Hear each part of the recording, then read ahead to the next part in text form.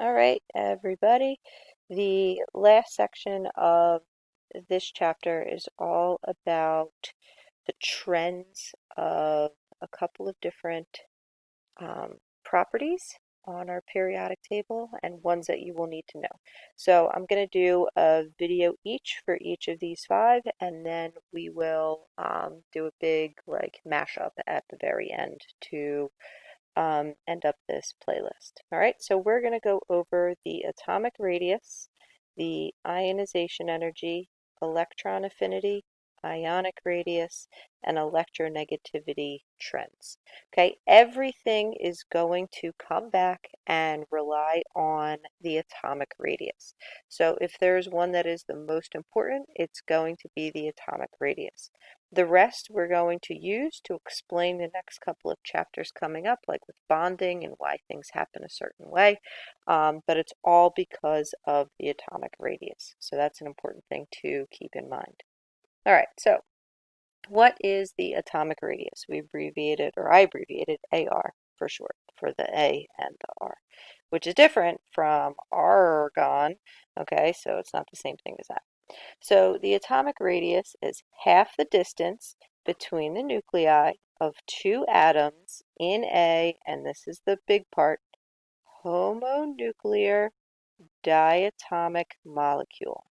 So homonuclear meaning same nucleus, diatomic of a two atom molecule compound.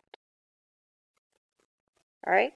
So if you remember from the previous chapter, okay, you have your nucleus in the center, and then you have these areas of probabilities, these orbitals that you can find your electron in, right? And the electron can be anywhere inside this orbital. So is there technically any boundary there? No, there's no boundary. So, um, even though I like to think of it as like an electric fence for like a dog, even though there is a border, it can go beyond the border. It's just not going to feel good for the dog. So, in order to talk about the radius, and we know the radius of a circle is going to be from the center, it's half the diameter, it's going to be to like the outside part. We can't technically say that for an atom. So instead, what we have is half the distance between the nuclei of a diatomic molecule. So what that means is that this is the radius right here. They measure the distance between two, and then they end up saying that's 2r, which is the same thing as your diameter, and this would be the radius of your atom. That's just a technicality. So how small are the radii? A carbon atom is going to be 62 pm. Picometers is 1 times 10 to negative 12 meters. Nickel is 126. Iron is 124. Chromium is 130. So really, really, really, really, really, really small. Okay? So how are we going to see our radius change as we travel down and across our periodic table? We read from top to bottom on a page, and we read from left to right on a page. So those are going to be our two trends that we're going to look at. Well, as you travel down a group, the atomic size is generally going to increase. Okay, so hydrogen in this is group 1, our alkali metals, is going to have 1 proton. Lithium's going to have 3. Sodium's going to have 11, potassium 19. So these guys are just going to get bigger and bigger as we travel down. The reason for this is every time we go to a new row, you are going to get more and more energy levels. You're going to go from the 1s to the 2s to the 3s, 4s, 5s, 6s, and then we have francium down here, which is number 87 at the 7s. So if you look at it, it will really be more like this. So we have 1s, 2s, 3 layers of S. Okay, so all of this is like dependent on the previous chapter, 4 layers of S, 5 layers of S. So you get the idea, okay? So these atoms are going to get really, really big as we travel down the periodic table. Okay? Makes sense. Yeah, the bigger stuff is going to be down at the bottom. But this right here is the most important slide on the entire chapter. So star, circle, highlight. As you travel across the period from left to right, the atomic size will generally decrease. And here's the crazy part, because the atomic numbers, or the number of atoms, and the number of protons and electrons is going to increase. Okay, so we have lithium, which is number 3. We have beryllium, which is 4. Boron, which is 5. We have carbon, which is 6. Nitrogen, which is 7. Oxygen 8, fluorine 9, neon 10. So these guys are getting bigger. We have more and more protons and more electrons. But guess what?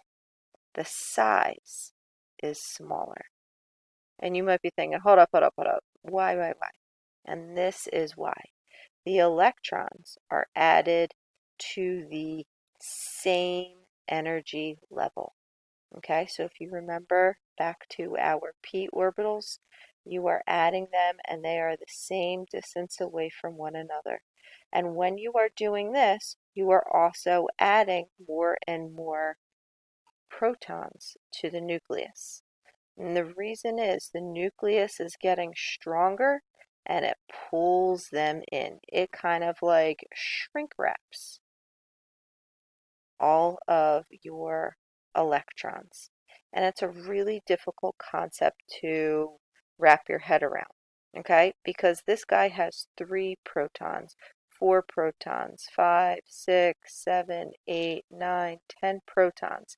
And that just means you are getting to be a stronger and stronger and stronger nucleus. And these electrons, which are around you, and remember, electrons are negatively charged and protons are positive, so opposites are going to attract and they are going to shrink and pull in. Okay, so they are going to get smaller as we go across.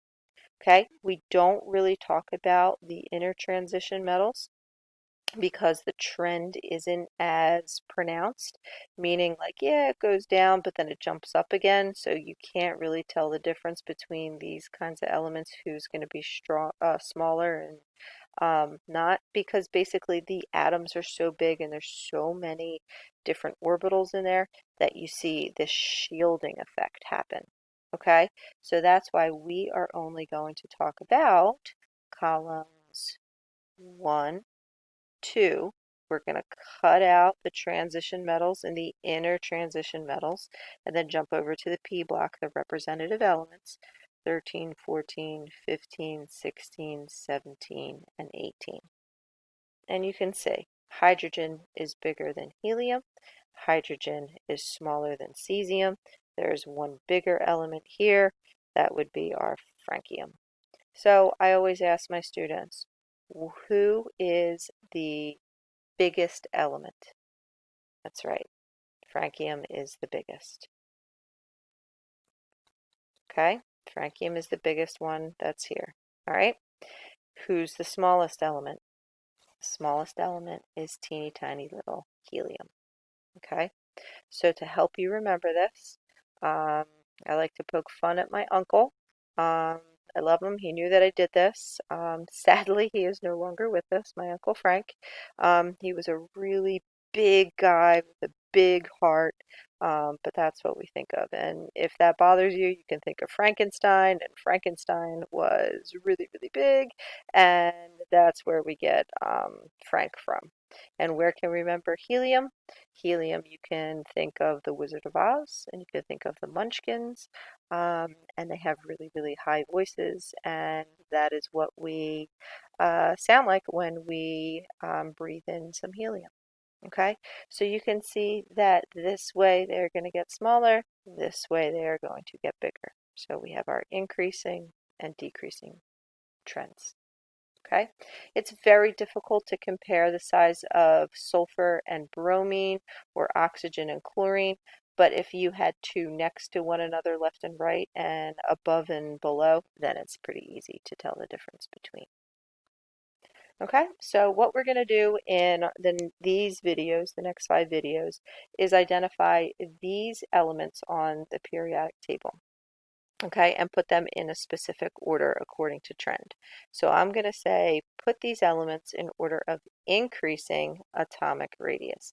Increasing means small to big. Okay, and radius, as we travel across, the atomic radius is going to decrease, and as we travel down, it is going to increase. So let's take a look at our elements here. Okay, we have carbon, which is here, nitrogen, which is here, lithium, which is there, fluorine here, and oxygen here. Okay, so those are our 5 elements. I want them in increasing order. So if they decrease this way, which way do I want to write them? Do I want to write them lithium, carbon, nitrogen, oxygen, fluorine, or fluorine, oxygen, nitrogen, carbon, lithium? I'm going to give you a second to think about it.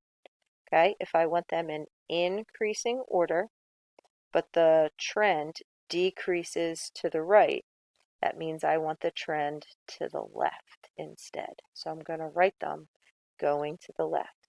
So that means it's not Lishnov, it is the Fonckley order.